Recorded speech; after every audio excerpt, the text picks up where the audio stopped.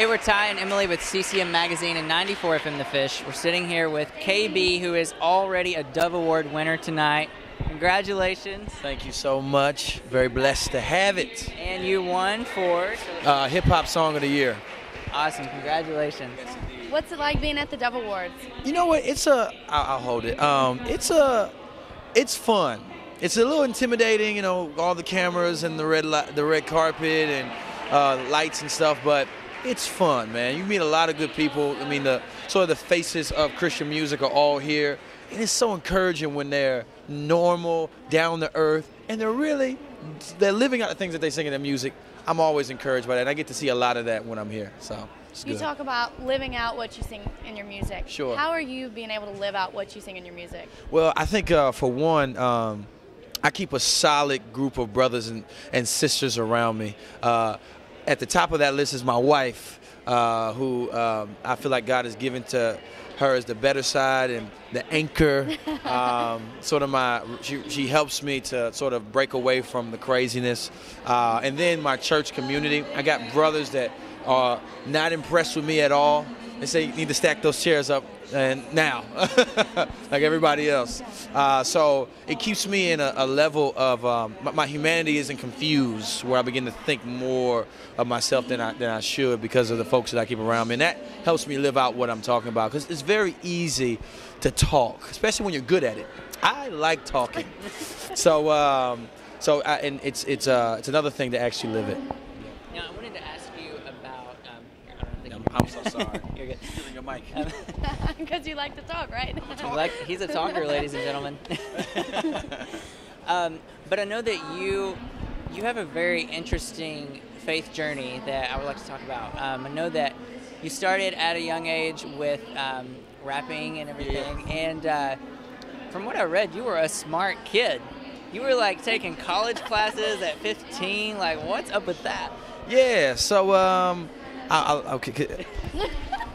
So I did get the opportunity, for whatever reason, to start college at 15. So I was able, or 16. So at 18, when I graduated high school, I was able to graduate with a college degree as well. So yeah, I think that the Lord, He made me a little witty. I mean, I knew how to do what it took to get by, and sometimes that landed me some cool opportunities. With that, I rapped.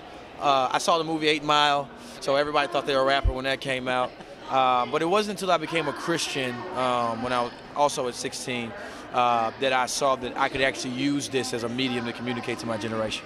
I want to talk about when you became a Christian, because, you know, a lot of times people look at you when you're on the top, you're winning Dove Awards, you know, and they think, oh, you know, he's got it going on. He you know, started school or college when he was 15, but there have also been tough moments. Oh, yes. And, you know, as a teenager, before you became a Christian, there were some deep, dark moments there in your story, and I was wondering if you could share a little bit about that and that whole journey. Yeah, absolutely. So my parents, I love my parents dearly. I only have a relationship with one because my father actually abandoned me earlier. Early in my teen years, and so I actually I'm 26 now. I haven't talked to him. Haven't seen him talk to me. He just sort of disappeared. But my mom was there. But their split really had profound implications on my life. So it really launched me into a dark area, because I feel like I need to be the man. So Dad was gone, so I need to be the man. But I'm this little scrawny kid, and I'm trying to fit in. We were on an Air Force base, left that. My mother and I went to St. Petersburg, Florida, moved smack dab in the middle of the hood, the ghetto, if you don't get that. And I was in an environment where I wanted to be what I saw, but it wasn't who I was, and I was just confused about what it meant to be a man. And I was discouraged, depressed, and suicidal. So, and I think that all of that darkness made me ripe for the gospel, because it was in that. I remember I had split my eye open with this. I tried to hit this guy when we were playing, and he put his head down, and I split my eye open. I remember I went and looked in the mirror. His blood is dripping. Excuse my how blatant I'm being, but I remember the blood was dripping. I said, "What is going on with my life? something is wrong. Something is missing. There's a separation somewhere. And it was a Christian hip-hop CD that I listened to that actually had that way out and the answer that I was looking for. So And I believed in Jesus. Kind of like it was your turning point. Yes, exactly. So how do you implement all of that in your music? Talk about the song 100, which is obviously, a winning song. Yeah, Talk about the meaning behind that song. Yeah, 100, a song that myself and I featured Andy Mineo on there. The song is just about giving your all. Now, in the hook, it says, all I really know is 100. And it's me saying that as I'm reflecting on somebody else. So I want my mind, I do, I'm not trying to be spiritual, I really want my mind to be saturated with Jesus. I want him to be Paul said, we came and all we know is Christ and him crucified. I really want that to be who I am. I want people to know me for that. Ring me out, Jesus.